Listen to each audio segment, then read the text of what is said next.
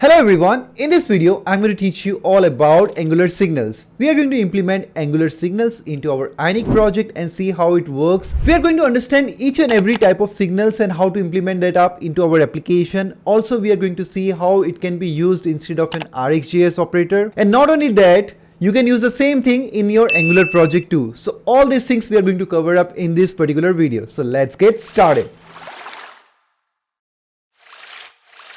So at first we are going to start off by understanding what are signals and why it is being used. I'll answer the second question first, why it is being used. Then we are going to understand what actually signal is all about. You have heard of ZoneJS, which is implemented for change detection in Angular by default. So it is running quite smoothly from so many years in Angular, and whenever we make certain changes into our application, like you are doing a real-time change, let's say you are changing the variable A, which you have defined as a global property in any class, you're changing the value through a function or something, and it gets changed in the HTML also automatically. How that is being done? That is being detected automatically by the help of ZoneJS. But using ZoneJS in Angular creates certain problems. Let's understand that problem at first. If you have variable A which you are updating at a certain point, and you have some other variables like B or C or any other name, whatever you're giving it up. So whenever you update any variable, let's say A, you are updating it up, it will check for all the variable updations, okay? Whether it has the same value, still it's going to check in everything,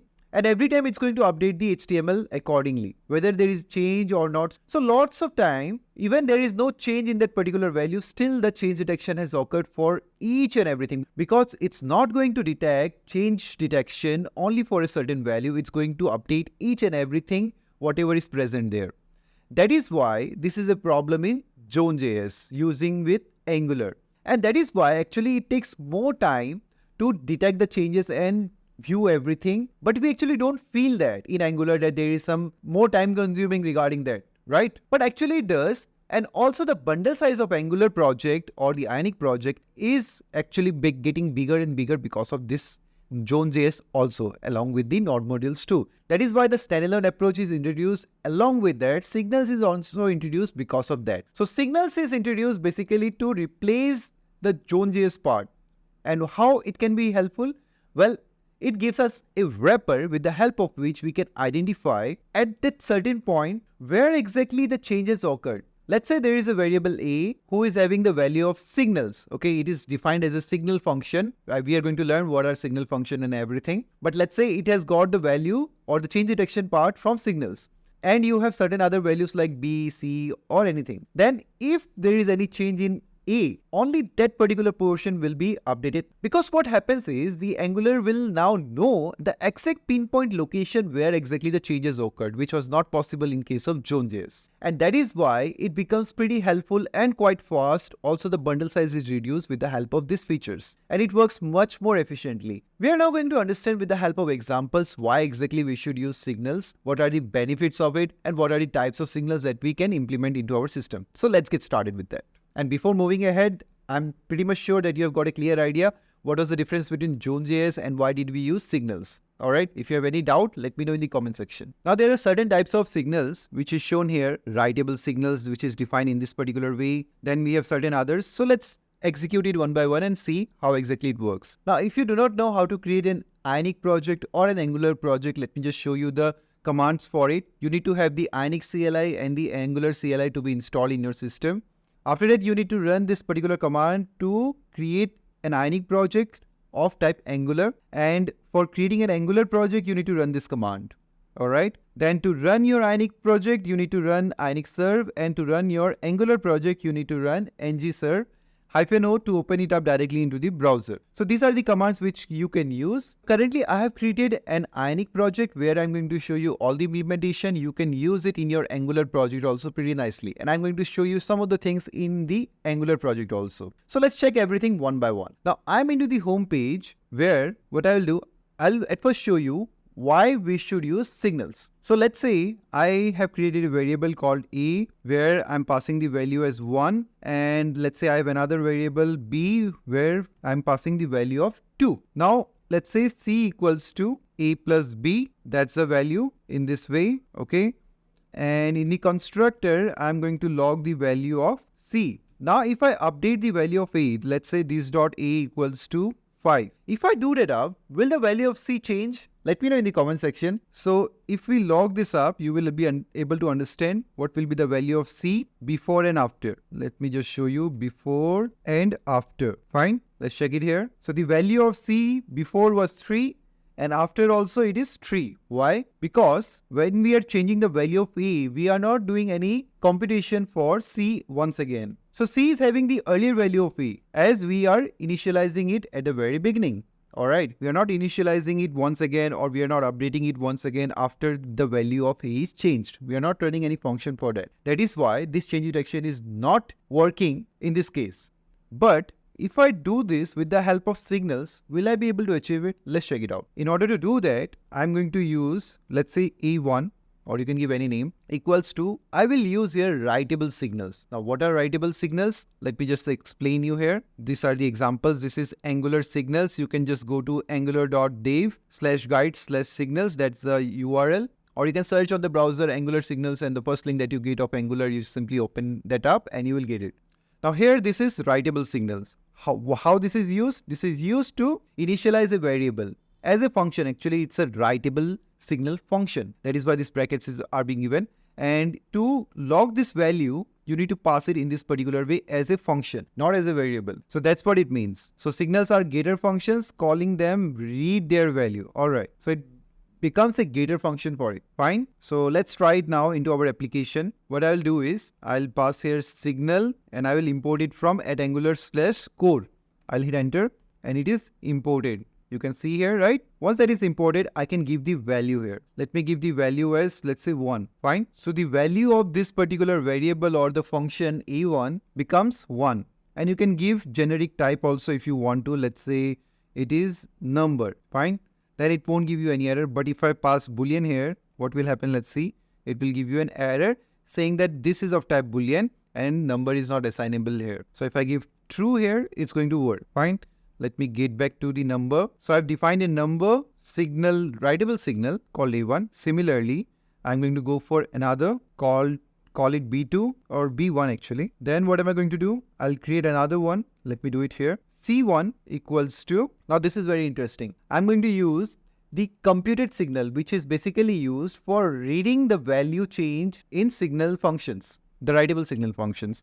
Let me just show you here what exactly it means. So I'll just scroll down. This is computed signal, where these are read-only signals that derive their value from other signals. That means the writable signals mostly. You define computed signals using the computed function. This is how we define it, like count. This is a writable signal.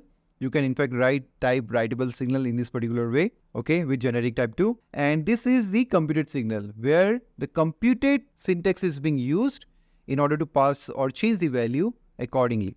Now here the count is multiplied by 2, which means 0 multiplied by 2 becomes 0 only. That's what the computed value will come up. Fine. Whatever the value of count will be, it's going to be detected, and in the double it's going to be multiplied by 2. So that's what it does. Let me implement the same into my C1 and I'm going to write it here. This is a writable signal, and here what am I going to use? I'm going to use computed signal. So this is the second type of signal which you're going to understand now.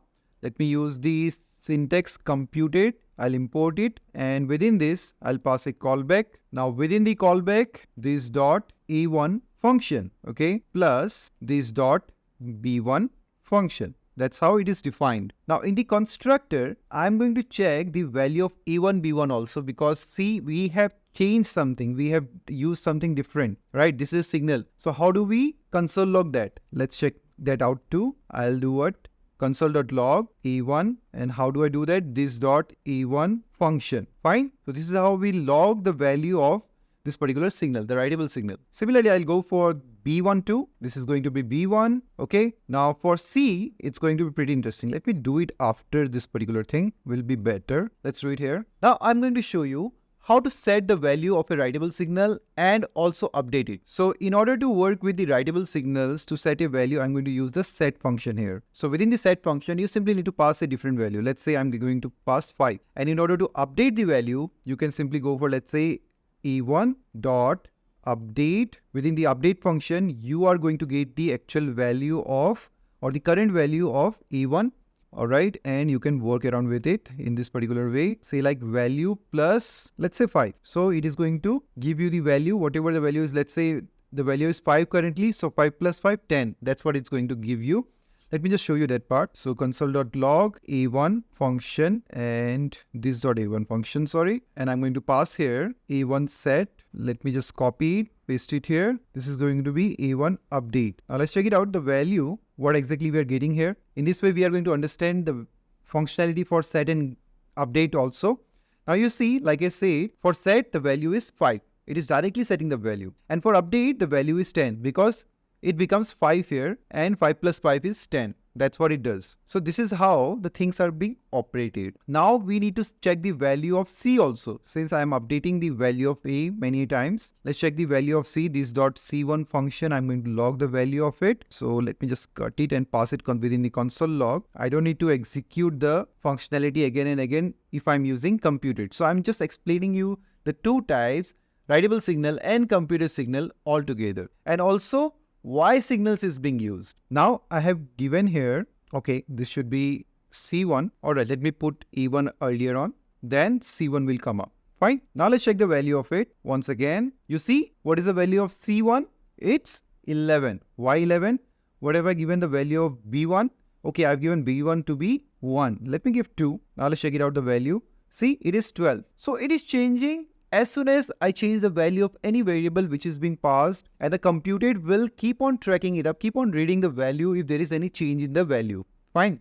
So if there is any change in A1 or B1, it will detect and it will update the C1 value. That is why signals is very, very important, because we don't get this kind of a feature earlier on when we used to have directly initializing the value. Like when the A variable is updated, C is not getting updated. So the value of C will not change here unless we pass the functionality or any function where we are passing the value of 5 and changing the value of C. So this is where signals comes in handy and show us the design in the output. I'm going to log this up in, not actually log, in the HTML. What am I going to do? Let me remove the unnecessary content which we have here. I don't need anything. So this is Ionic project and I'm going to go for writable signals. Let me pass it within an h1 tag, and in a p tag, what am I going to do? Let me show you the value of a1 and b1. So a1 value in our HTML, how do we pass it? You can do it in your Angular project also pretty nicely. Just avoid this ion content and everything and you're good to go. So I'm just showing you how to work with Angular and Ionic in the same project. So don't need to worry about anything. A1 function, all right? And what about B1? Well, you can copy it up and change it to B1. In this way, this will be B1 here too, okay? So you'll get the value of A1 and B1 here. Now, I need the C1 also, which is the computed signal. So I'll give another heading, H1 computed signal. And you want to see the output? I'll show you here. This is where the output is showing up. Now let me pass a p tag here too, called C1, and I'll get the value of C1 here as a function. All right. There you go. You can see the value is getting changed every time and it's showing up here. So that's how it works. And let me give some padding here. So ion padding. All right. So I hope you have understood this example pretty nicely. And I'm sure you have got a clear idea now what is writable signals and what are computed signals. So computed signal can only be used for read only. That is why it is just changing the value here and detecting in our HTML file, right? Whenever we are using it. So this is where it comes into very, very handy. Now let's check the documentation for other things. Now you must remember one thing, that the computed signals are not writable signals. You cannot set the value here. You can just like read the value and make some computation only at once. You cannot change it again and again. Like the way this double count is being shown. Okay, this double count is a computed signal whose value is getting changed, means whatever, some functionality is being passed here. But you cannot set a value in double count. That's what you need to remember. Like in C1 in our case, we can just look at it. We can just view the value of it. I cannot use this dot. Let me just try it. This dot C1 dot. You can see there is no function called set here. That is not coming up because this is not allowed in computed signal. Okay. Now, what's next? Okay, computed signal dependencies are dynamic. How it is?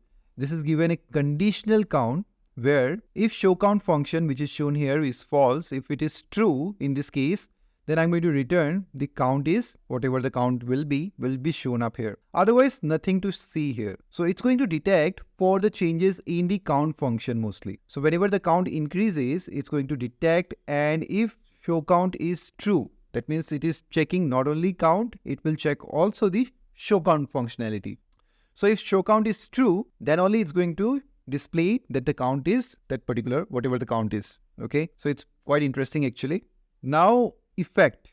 Well, effect is also pretty interesting to work with. So let me just show you how to work with effect. And what is effect? Signals are useful because they notify interested consumers when they change. An effect is an operation that runs whenever one or more signal values changes. So whenever one or more signal value changes, then effect functions comes into handy. You can create an effect with the effect function, and this should be passed within the constructor. You need to understand that you cannot pass it in ng on it or anywhere else. So make sure you let me just do it. I'll just copy it, get back to the code, and in my code, in the constructor itself, what I'll do, let me pass it here. I'll just paste it, effect.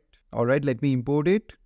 So this is imported, right? After importing, what I'll do is I'll be using C1 value here. Fine.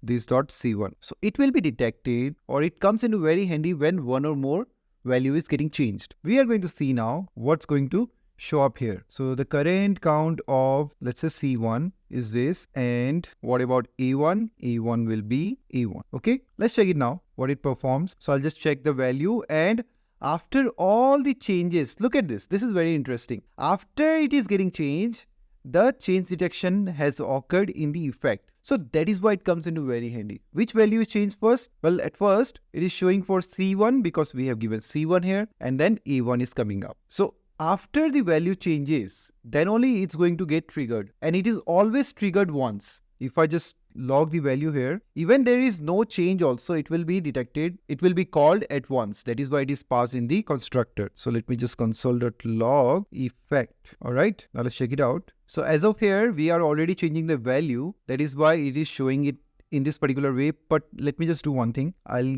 clear up all the functionality from here. Okay, I'll cut each and everything. Now let's see what happens. I'll try it once again. Now still it is getting called once. There is no change in value, but still it is getting called once. That's the thing. And what if I call it within the ng on init? Let's check it then. I'll pass all the functionality here. Okay, in the ng on init. Now let's see what it shows. All right. So everything is getting called, and the effect is called later on.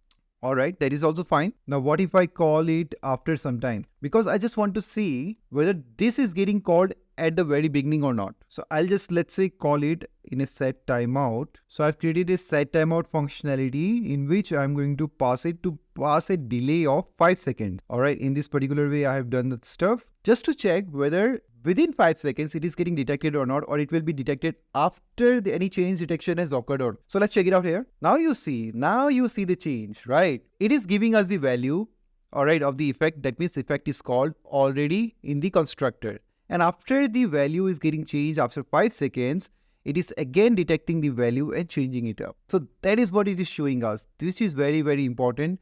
And this is the use of effect. It is detecting the changes whenever it's occurring and showing it to you, or wherever you want to display it, you can do it here. That's how it works. So now you have seen the usefulness of using an effect. You can also do one thing. If you want to initialize it to certain value, definitely you can do that up too. Like private, let's say effect value. I'm just giving any variable name.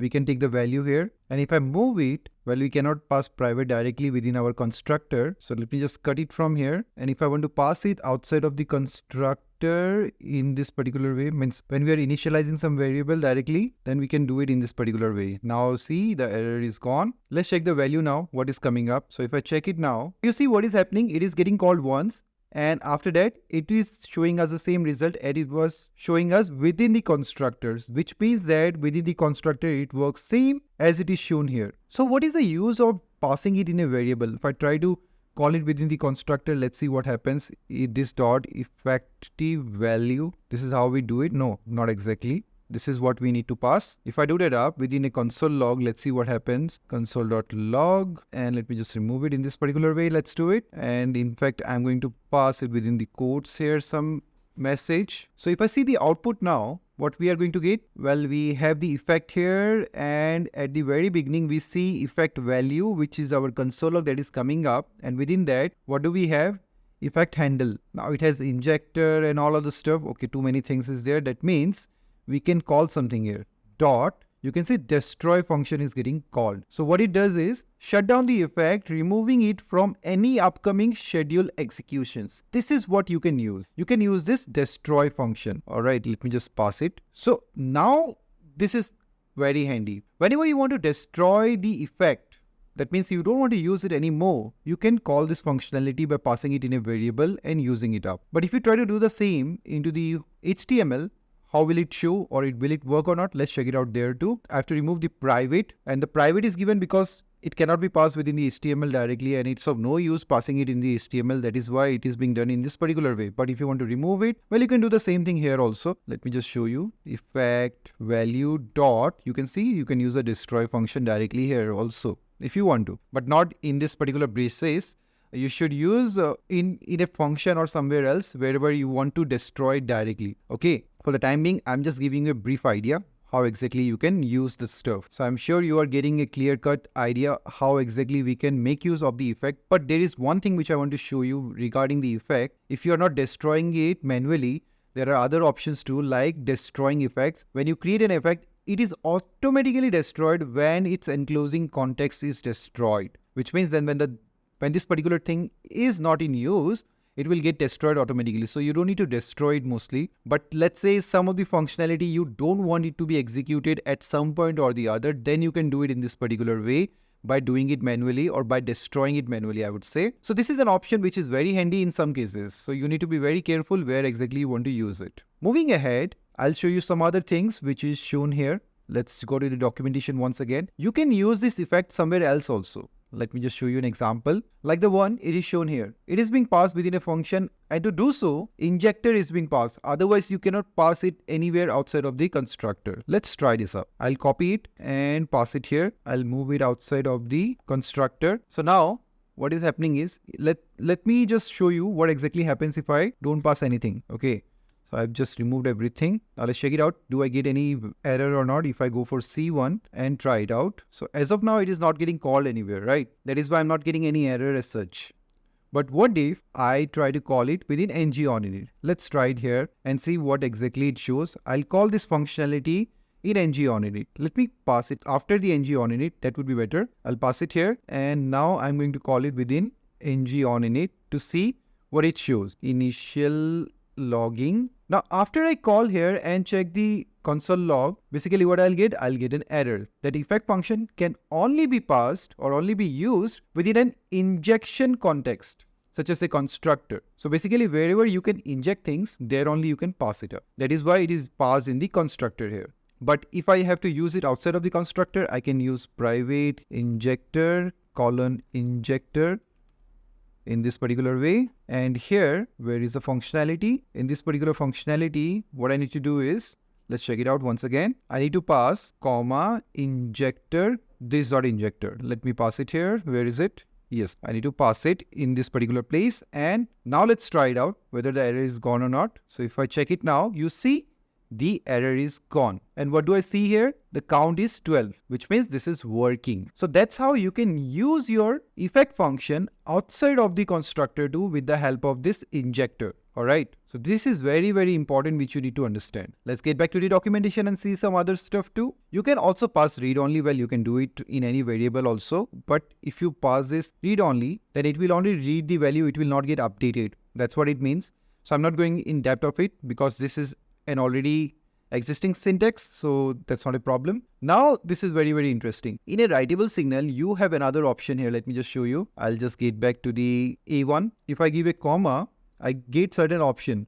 If I go for the option part, what do I will see here? Let's say I have only equal. Okay, only this is available. And if you want to see the documentation, you can simply command plus click or control plus click for Windows. If you go inside that, you will see create signal options. If you go inside that too, you will only find equal here, which is having the value equality function.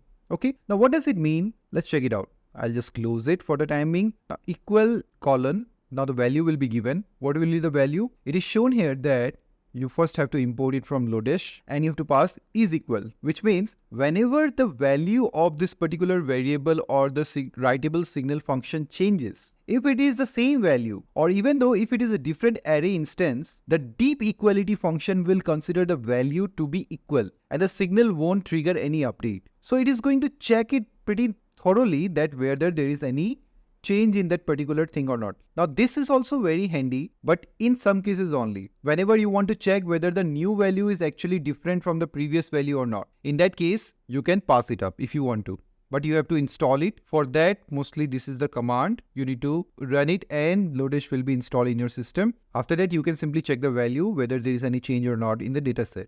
Like the way it is shown here in the example, if it is passing the same value, it is not going to get updated, which is in some case very handy. Okay, so you can just check it out. Now let's move on and check the other things. In the effect, there is some other things also which I want to show you. Let me just get rid of it. I don't want to show you this particular part, which is already explained. You can just try it out. Let's go to our effect once again, where what am I going to do? I have some other options too, which I can work with. Say like, I'll just pass here, allow signal writes. Mostly what happens is, in our effect, we cannot update any value or we cannot execute or initialize any value. Basically, no computation can be done. Only it is used for reading it up. But sometimes, if you want to do some computation here, definitely you can try that out with the help of allow signal writes. If you set it to true, you get the option of passing it something. Let me just explain you this with the help of an example. So I'll uncomment it for the time being and try to pass here this dot, let's say b1 dot set function. I'm going to use it in this particular way and pass it value of,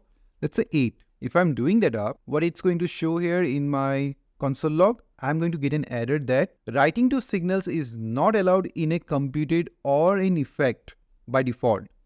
Use allow signal writes in the create effect options to enable this inside effects. So that is what it is saying to me, that if I want to use it, I have to enable it up. If I enable it, this is going to work and I'll see a new value of C1. So what is the value of C1 now? It is 18. Earlier it was showing 1 or something, right? Let's try it again. It is 9 and after 5 seconds it's going to change. There you go.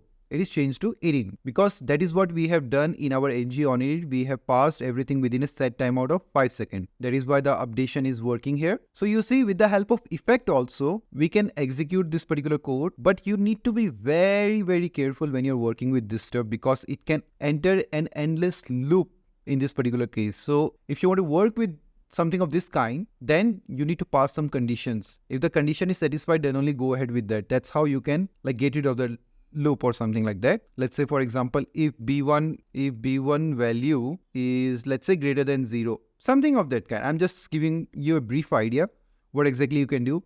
If you pass it within the proper condition, then it won't enter any loop. So if you're trying to execute some computational thing here, make sure you do it pretty carefully with proper conditions. Okay, now I'll just get back to the earlier code. So let me comment this thing, which is not needed. I just need the console log part. That's it. Okay. And this one also not needed. So I'll just comment it. You have seen too many things as of now. So far, we have understood about writable signals, computed signals. Along with that, we have also seen effect in signals, right? What's next?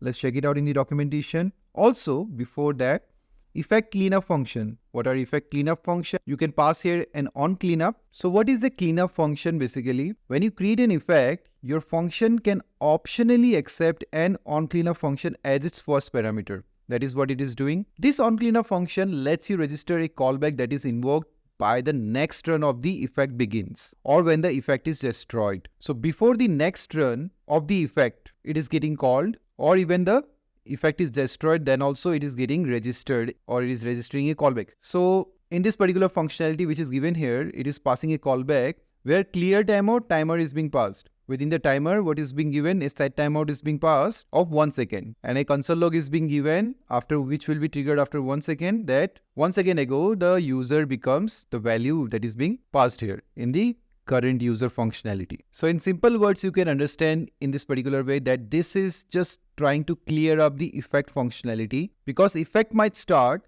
long running operations which you can cancel if the effect is destroyed or run again before the first operation is finished. So it is trying to clear this particular timeout which is being passed within the effect. So this functionality for cleanup will be called before the next run begins. Okay.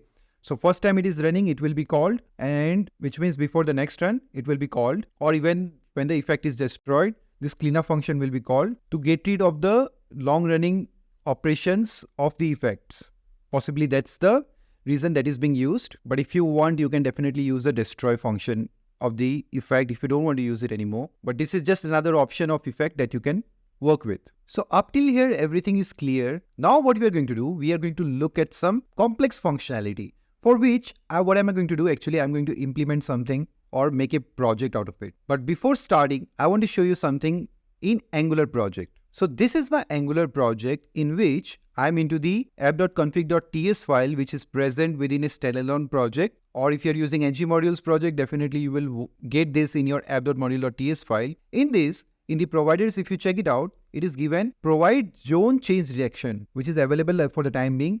There are some other options by which you can remove this ZoneJS detection and work with it experimentally. But in this version, as of now, the version is 18 point something. What is it? I think 18.1.4 or something. Let's check it out. 18.1.0. Okay. So I think in latest it is 18.2 something. Okay, I implemented it few days back. So that was, I think, 18.1 or something. So not a problem. Basically, the point is that Angular is trying to remove ZoneJS completely, and they have introduced signals here, but they have given an option to try for an experimental purpose by passing here something called provide experimental zoneless change detection. This is the one. So this is not applicable in Ionic project. Mostly in Angular project is available. So you can just pass it. Then what will happen whenever you're making some changes, it won't be detected in real time in our HTML, most probably. In most of the cases, that should happen. But they're still working on it. That is why it is an experimental phase. So I'm not going to go in depth of it because still it is in experimental phase. There are a lot of changes that are going to come within that. But I just wanted to give you a clear idea what exactly going through with Angular currently, so that you can simply understand that these things are in experimental mode right now, and whichever is complete, we can work on that so that you don't get confused. Now I'm going to jump into the input as signals and everything, and also we are going to check for Rxjs operators. So let's quickly implement some of the code to understand each and everything, for which I'm going to get rid of the code which we have written earlier to explain you the stuff and work on with some applications here. Just comment each and every code whichever I've written here. Well, whatever I have done within the ng on it, I'm going to comment it up, and in the constructor which is already commented, but I'm just going to comment the injector also. That's done, and this variables also I don't need it. I'll comment it up. Now I'll get back to the HTML and design something here. What am I going to design? I'm going to make use of ion list, within which I'm going to have an ion item where lines, lines I'm going to have an ion label. Let me just pass item 1, and on the right side, I'm going to have something, let's say the price. So ion text slot and let me say $, let's say 4. So it is showing up. Similarly, I'm going to create an array here of certain items. With the help of services, I'm going to call the data directly into my home page, and let's see how the things can be done with the help of Rxjs, and then how to change it with the help of signals. So everything we are going to see now with the help of this particular simple example. So let me create a service quickly. For doing so, I'm going to run the command ionic g. If you are working with Angular project, you simply run here ng g. Instead of ionic, just use ng command. That's it. Service. I'll create a services folder. Within that, I'm going to have my service called, let's say item service, anything. I'm just passing it up. You can create another folder called item also if you want to, but I'll be just going for an example point of view, so I'm not going to go in depth of it. Now in the item service, I have created an array. So this particular array consists of Apple products, because I'm going to show you all the implementation with the help of an example, actually little bit bigger example, where we are going to work with the display of products and lot many things. So let's get started quickly because it's going to take a lot of time and I want to show you lots of things in lesser time. So let's get started. I've given this. Now I'll use the behavior subject, for which I'm going to start off with passing a behavior subject for the cart items. Let's say these are cart items, or you can change the name to items directly because these are items, and you can pass some type also if you want to.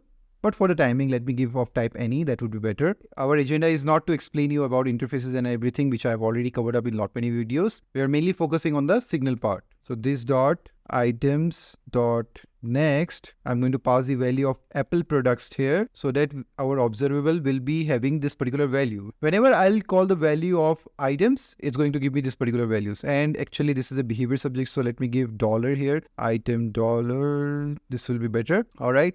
Now, along with that, I'll also make a getter of it. So get items in this way, return items dollar dot as behave observable.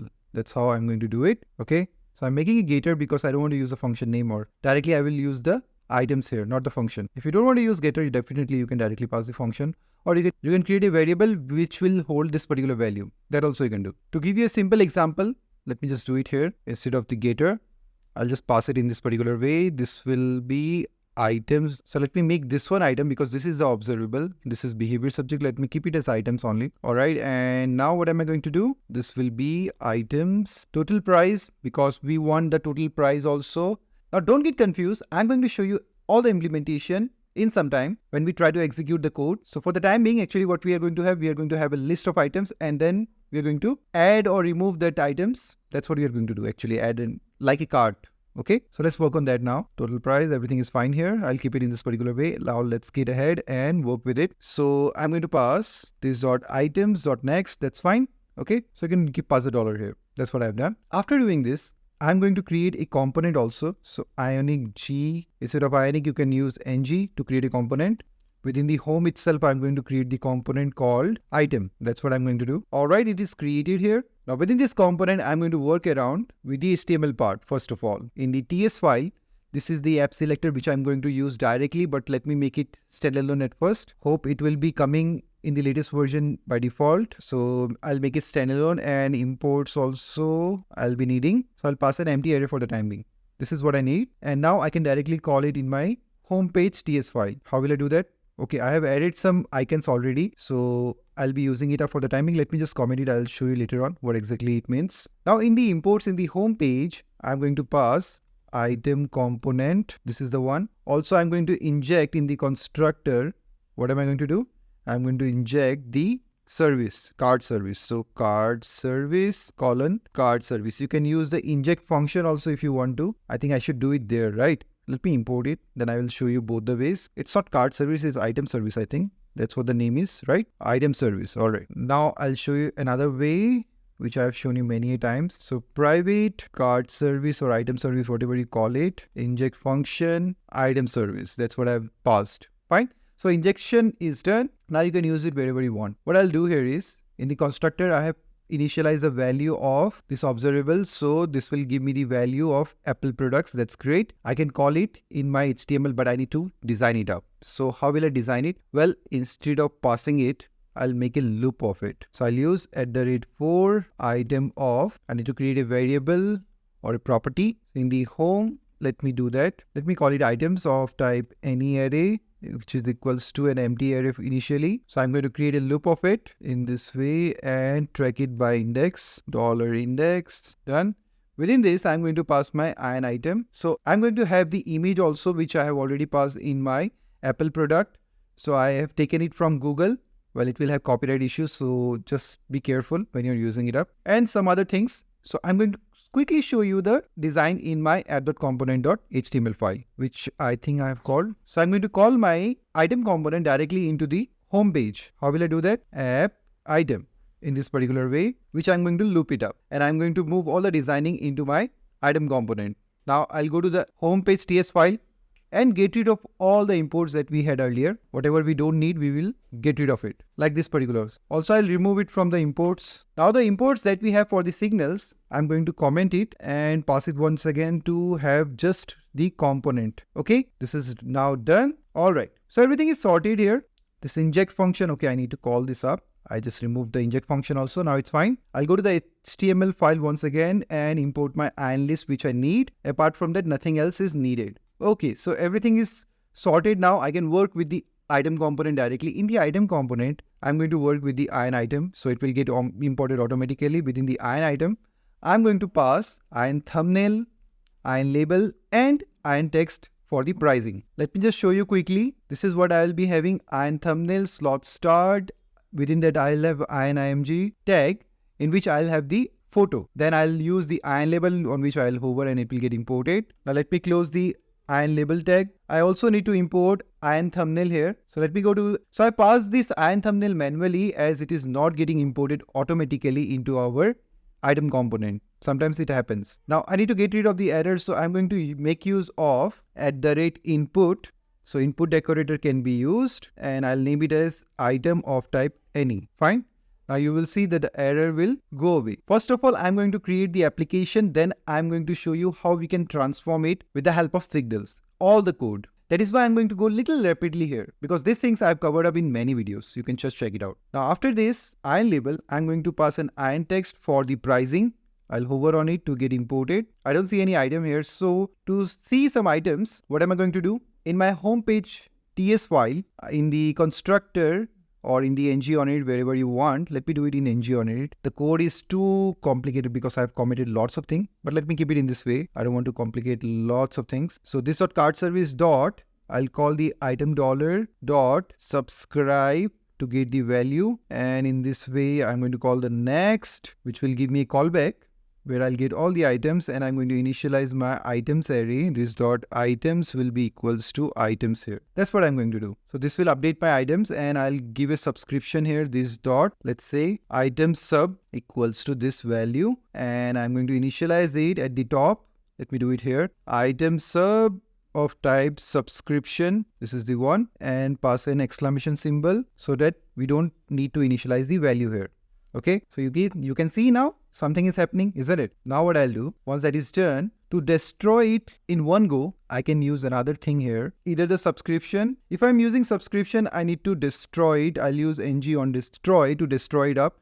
This dot item sub dot unsubscribe function. Okay, if this exists, then only I need to unsubscribe. Okay, so this is done. We will not have any memory leak problem if you do that up. So after this is done, what am I going to do? I'm going to go back to my homepage HTML file and work with the component here. I need to pass the data. So we already have input decorator, so we can take the value item, which will be equals to the item that we are getting here one by one. Now I'll see all the values here coming up.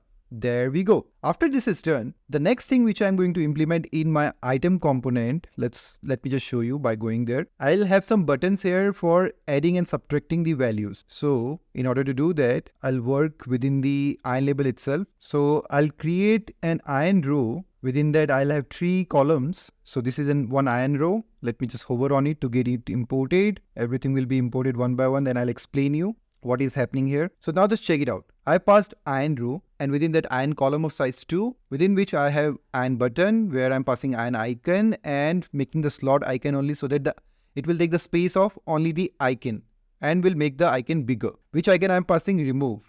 Then I'm passing one add to, and between these 2 buttons, basically I'm passing the quantity. If the quantity is not available, it will show 0. That is what it is showing.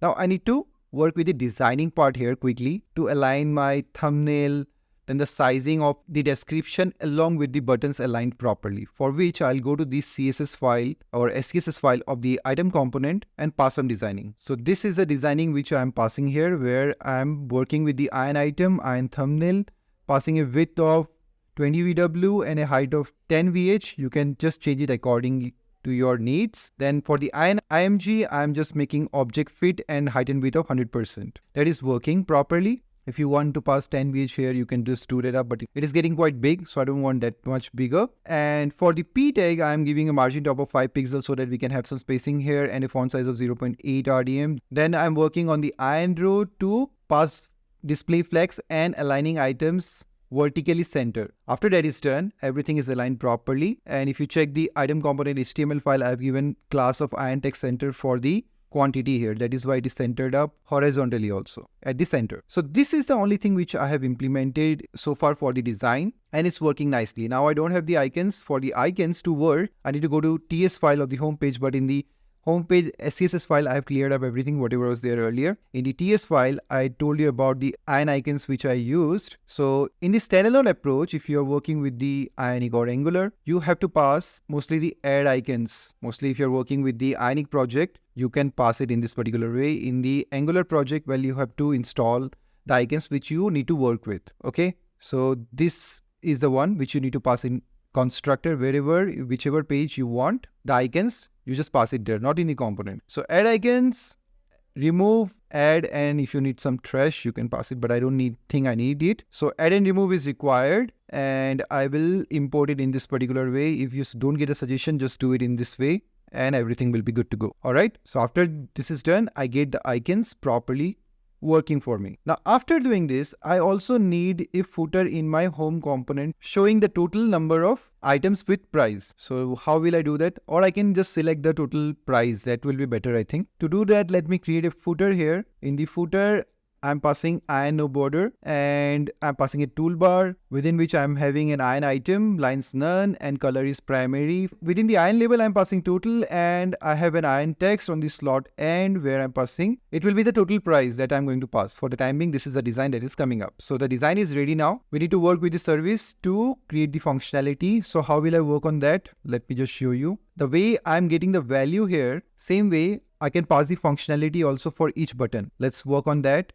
So in the item component, I'm going to work around with the functionality here for each button. Now let's work with the output decorator also. I'll go to the item component TS file, work with the output decorator, which we pass in this particular way. Output decorator, imported, not exactly. Item change equals to new event emitter function. You can pass a type also if you want to. Let me give any, and let me import it up.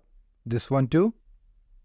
Okay, so this is what I have done. Now in the item component, I'm going to create two functions. One is for this button, on click, decrement quantity. And similarly, I'm going to create a click event for this button to increment quantity. Now let's go to our component file, TS file once again, and create these functionalities, decrement quantity, increment quantity. Now what will I do here is simply, I know the number of items, so number of items is not changing. So I'll just do it pretty simply. This dot item dot quantity, I'll check it up at first. If this particular value exists, I'll give a question mark to get rid of the error if any. If it is greater than 0, then I'm going to go for this dot item dot quantity minus equals to 1. It will subtract 1 from it and then pass the updated item using this dot item change dot emit. It will emit the event where the updated item will show up. All right. So this is ready.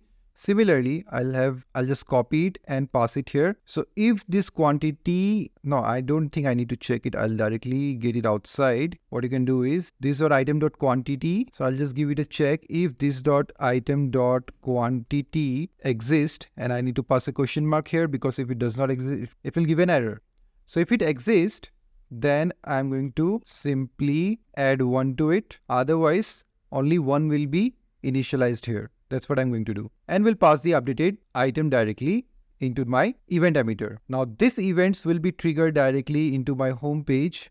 How will I call it? This is the input. And for the output, item change. This is the event that will get triggered where I'm going to update product. That's a function I'm going to call in which I'll get the event using $event. Now let's check it out, how it works. So I think it's good to go. I need to create this function in my homepage TS file. So in the homepage TS file, I'll just scroll down after this ng on init. I'm going to create this function update product in which I'm going to call what? Let me just pass item here of type any, and I'm going to call my service this dot card service dot. I need to create a function which will be of the same name, let's say update product, in which I'm going to pass this particular product. And I need to have IDs for each and every one so that I can identify which item belongs to which particular index, right?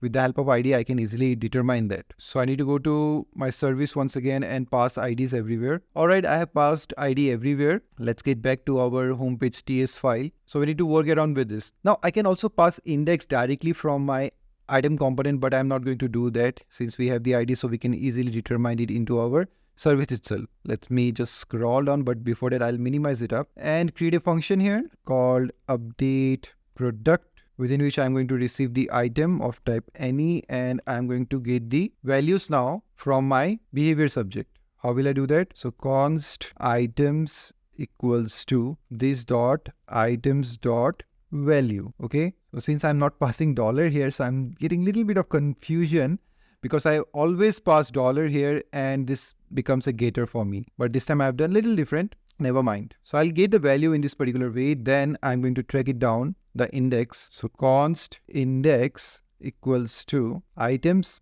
dot find index function I'm going to apply on it. Item dot id equals to okay, I need to change the name here so that it will be easily identified. So item data, let me call it that. Otherwise both will be item, isn't it? So item data dot id. So I'm going to match it in this particular way to get my index. If index value is greater than equals to 0, then we are going to go ahead, or I can do one more thing. If it is equals to -1, then I'm going to simply return. Okay, then I can go ahead. So if there is index which is greater than equals to 0, then I'm going to update the quantity for that particular product, which I'll do.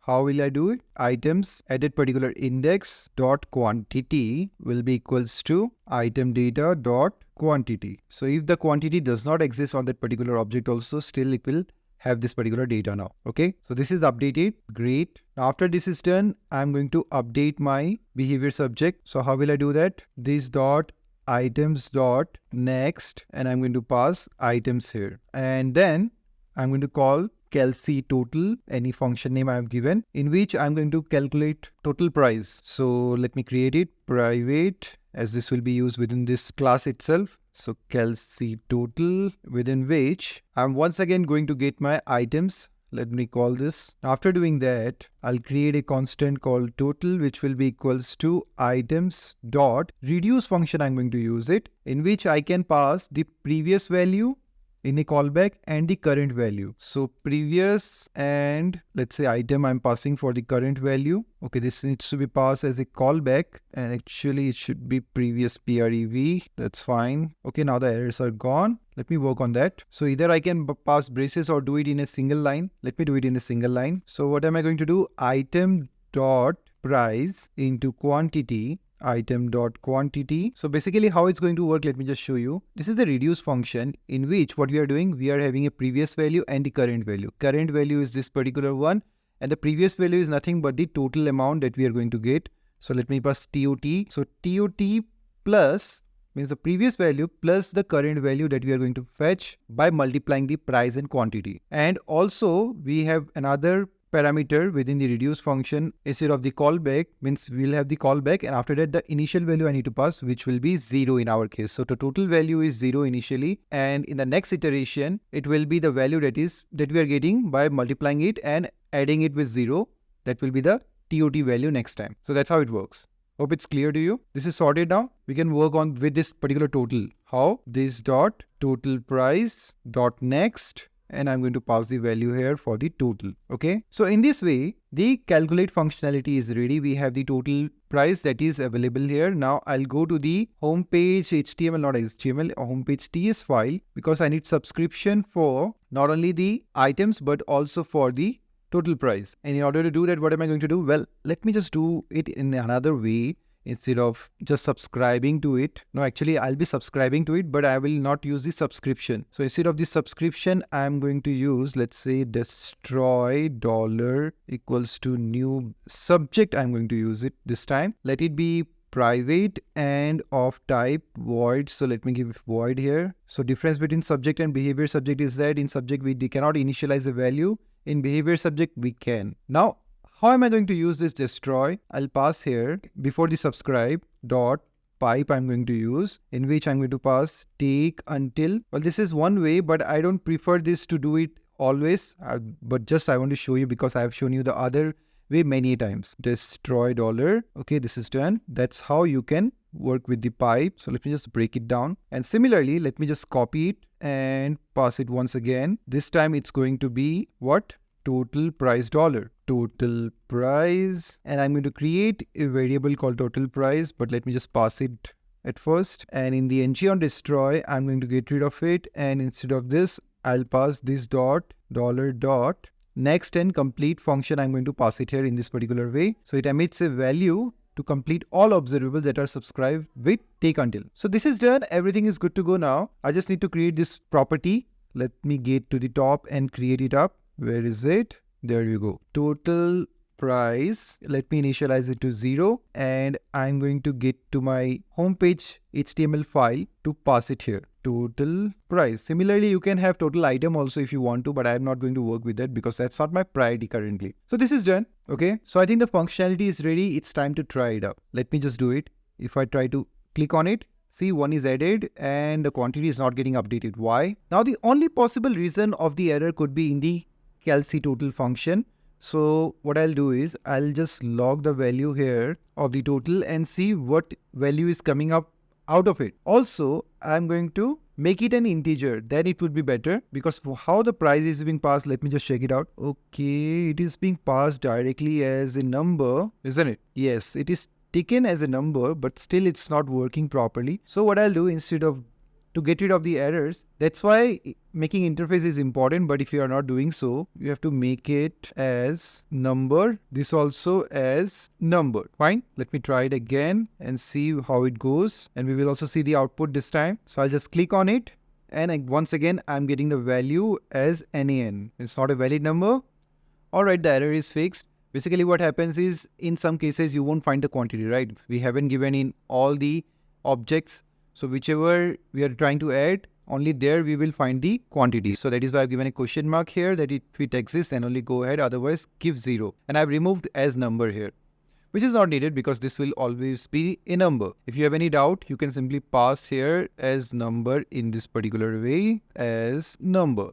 All right, then it will be sorted. Now if I try to add, let's see what happens. You see it is getting added, and if I try to subtract, it is working. If you go for adding more data, it's working. If you subtract, that will also work.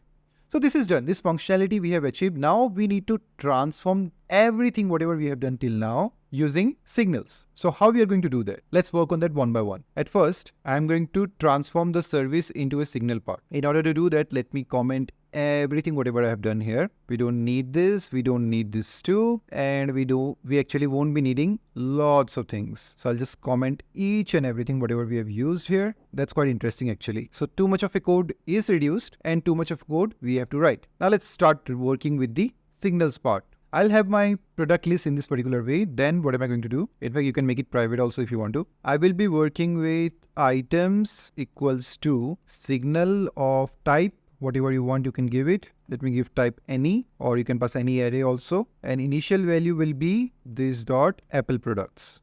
Okay, we need to import the signals. I've imported it. Okay, now it's done. Everything is good to go. And behavior subject, I'm going to comment it. We are not going to use it currently. Then for the total price, it is very interesting to see that. Let me just show you how exactly I'm going to do. I'm going to make use of the computed signal here. This is the one imported, within which I'll have a callback. Now in this callback, what am I going to do? I'm going to work around with the reduce function once again. This dot items function, I will call the value of the items directly here, dot reduce. So by doing this, whatever changes we apply on the items will be reflected into the total price. That's why the computed signal is very, very important to work with. Within the reduce, you can pass, well actually this time I'll name it as sum. This is a very good name, and short too. So sum and item we are going to get out of it. Then sum plus item dot price into, what am I going to do? Item question mark dot quantity or 0. That's what I'm going to do. Also, I'm going to pass the initial value here in this particular way, and everything is sorted, isn't it? Let me format a document. All right, great. Now after this is done, I don't need to pass anything in the constructor because I have already initialized the value of the items directly by passing the Apple products. If you want, definitely you can set it up here also by using the set function. If you don't want to pass it directly, which I won't do currently. And in the update product, what am I going to work with? Well, I need to set the value here for the item data. Means actually within the items, I need to make the changes. So this time I'll get the items directly, or actually I can update it. So this dot items dot update. Well, update function you can use if you're working with the increment and decrement functionality, but we have created a single function. So it's better if we set the functionality like the way we have done earlier. So I will not use the update functionality in this case, but definitely you can try it with the help of increment and decrement, different functionality for each one of those. But now I'll do the same. So const items equals to this dot items function to get the value of the items directly. Then I'm going to find the index once again. Let me just do the same stuff. So this will be same. Once I get the index, I'll again check it out. So I can use the same functionality. I can uncomment it, and instead of passing the first line, I'm going to pass this particular thing. Okay. Rest of the things mostly will be same. So I'll have these 2 lines, and then this will also be same because I will update the quantity directly. And finally, instead of using the behavior subject, I'm going to simply set my this.items.set and will pass this items here that we have modified. That's it. So if I do that up, I don't need to run the calculate functionality because all the calculation will be done automatically with the help of the computed signal, right? So this will be handled up automatically. That's the benefit of using signals. But I'm not saying that it is an alternative to Rxjs. Definitely you can work with Rxjs and signals both altogether also. So be sure what exactly you are trying to implement. In some cases Rxjs is better, in some cases signals is better. So we have transformed all the code within our service into signals. Let's implement the same into our home component.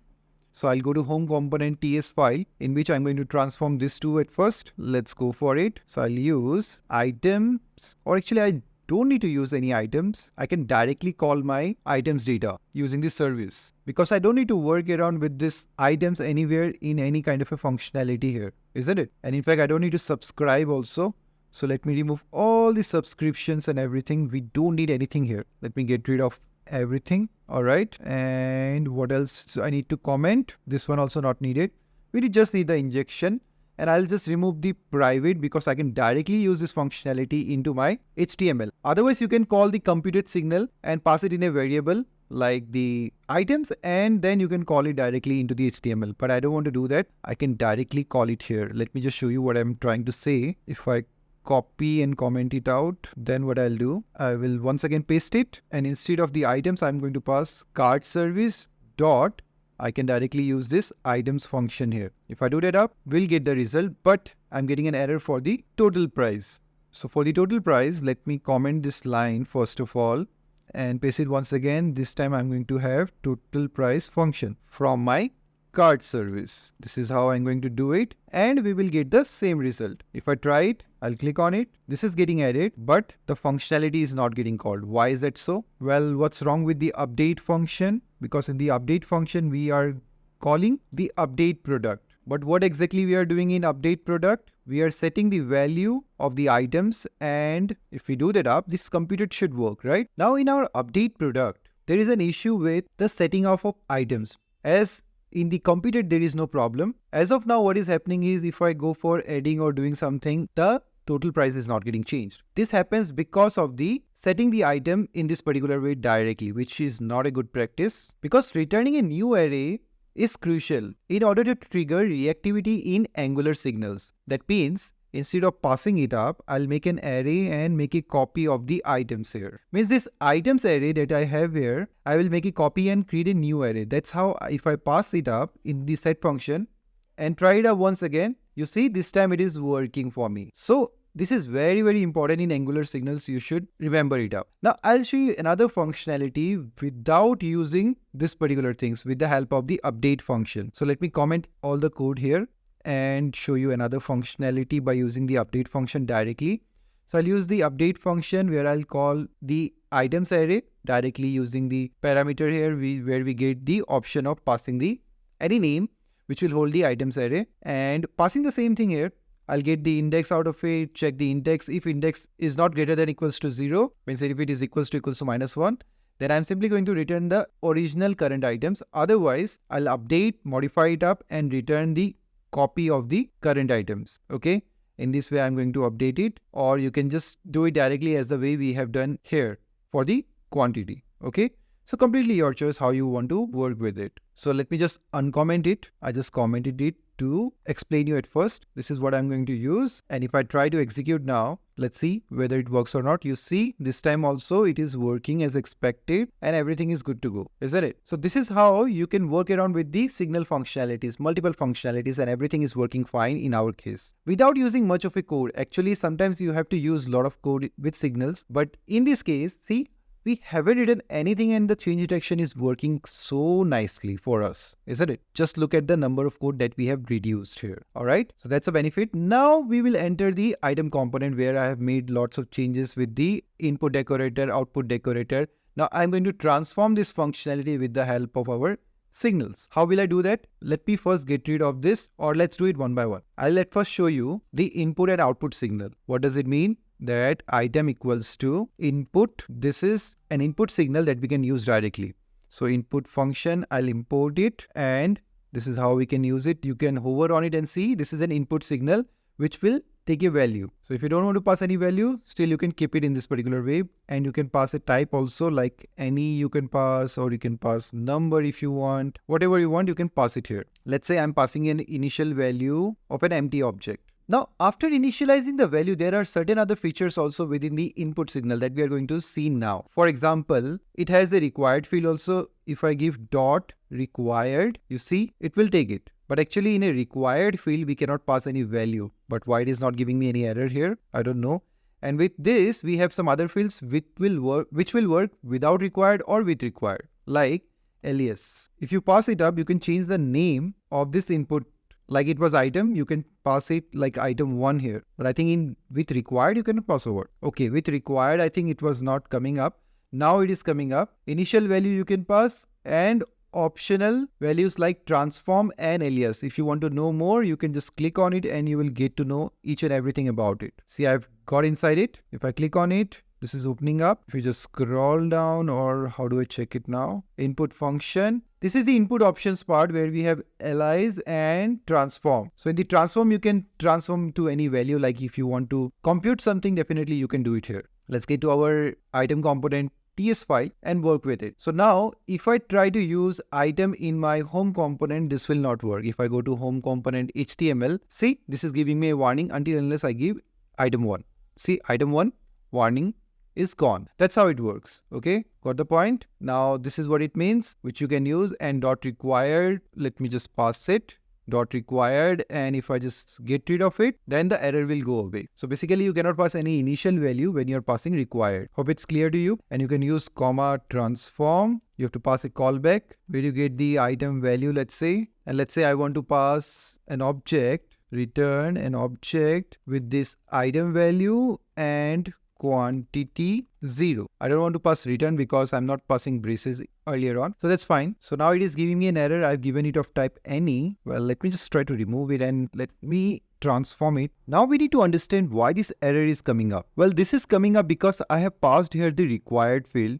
If we make it a required field, then definitely you will have to have the value. And in this case, it is saying that it can be undefined also. So that is a problem. It is occurring here. If you want to work with transform and remove the required field, then the error will go away. But if you give any initial value, let's say I'm giving an empty object, then also it's giving me an error saying that any is not assignable to type undefined. So in this case, this data has no value.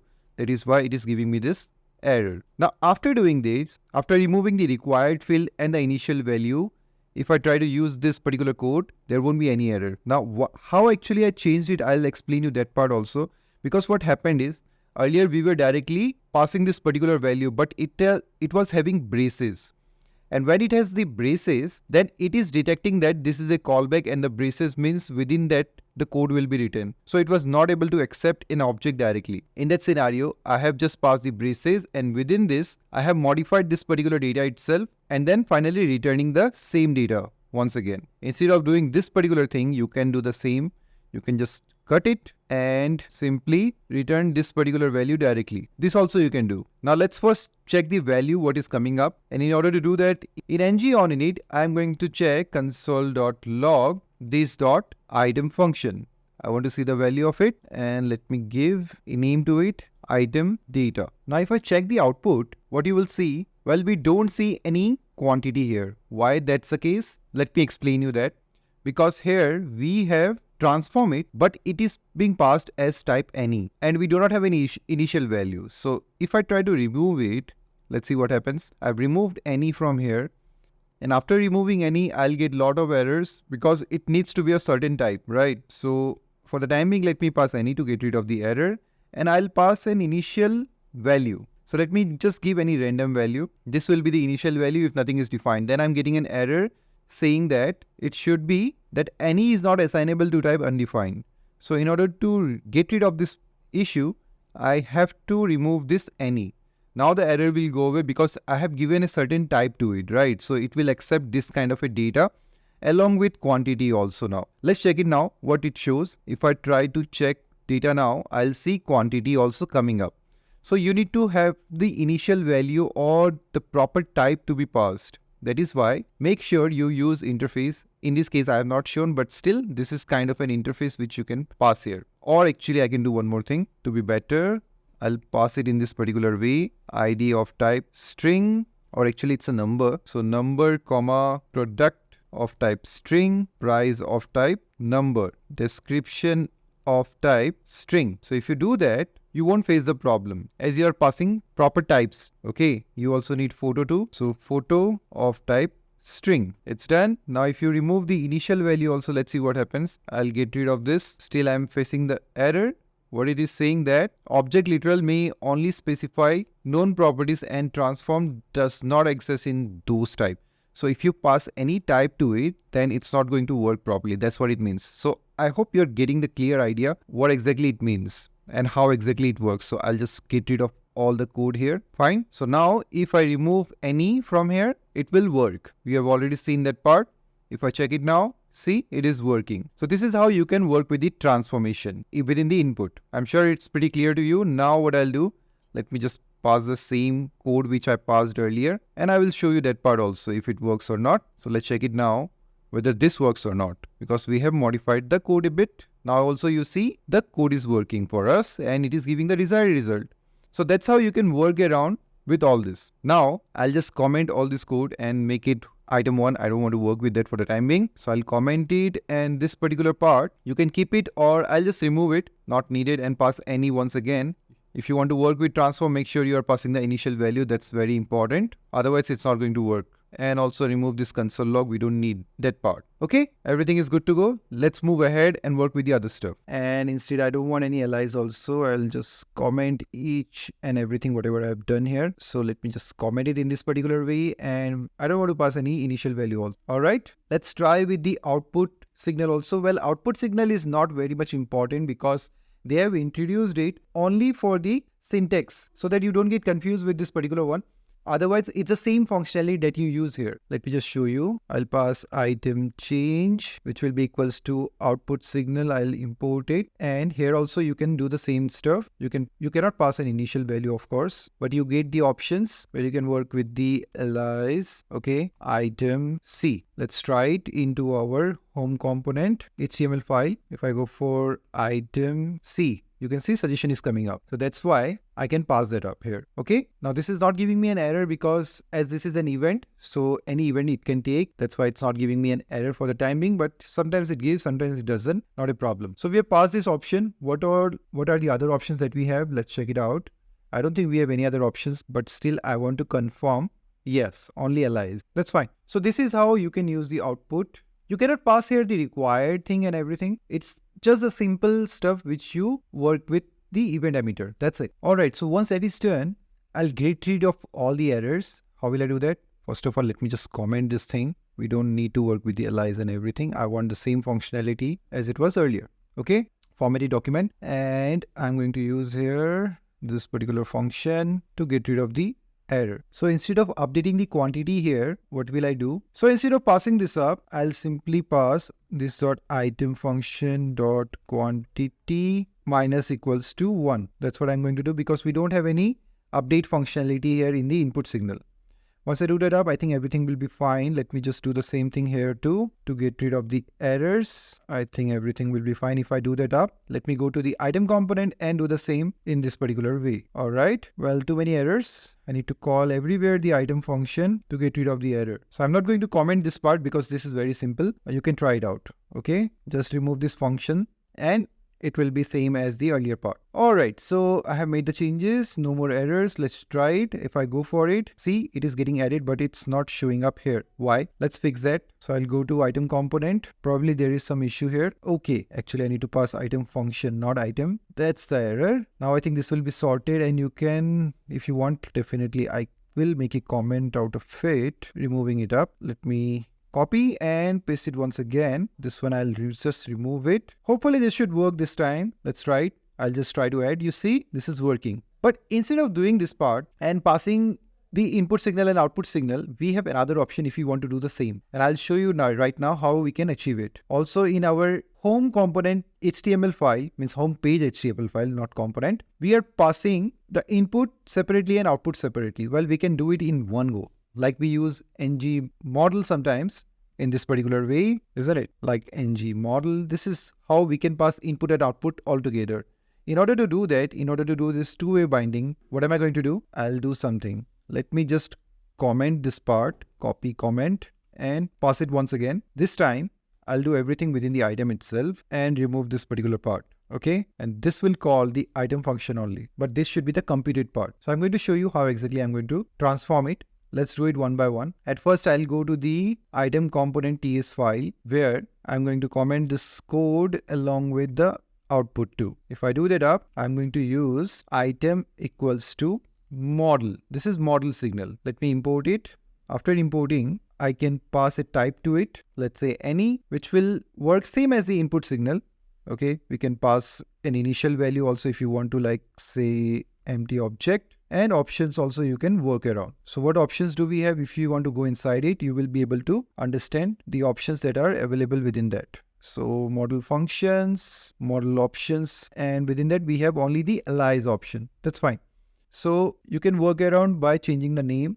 We have already seen the alias part, so I don't want to go in depth of it. You can change the name, let's say to item 1 if you want to. But I don't want to work with it for the time being. Also, I think you have required field here, which will work as same as earlier. So you can remove it and get rid of the error. This is also fine. I have shown you earlier also. So now what I'll do, I'll use the same functionality to work with the other things. How will I do that? Now in the decrement function and in the increment function where I was passing all this functionality, I'm going to comment it up. And now I can simply use this dot item dot, you can see set and update functions are coming up. So I can use the update function where I'll update this particular value on this condition. So how am I going to update? I'll get the item data. Now what I'll do here is item data dot quantity minus equals to 1. That's it. So whatever I was executing here directly, I will execute within this update function. Similarly, I'll do the same. Let me copy it and I'll comment this whole code in this way and pass it here. Now instead of this, I'm going to pass this functionality. So copy and just paste it here. Change the name to, instead of this dot function, I will just have item data here to item data, and it will be done. Now there are a few more errors that are popping up. Let's check it out where it is coming in the home HTML. So where it is coming from, it is coming from this item function. Well, why it is showing that error?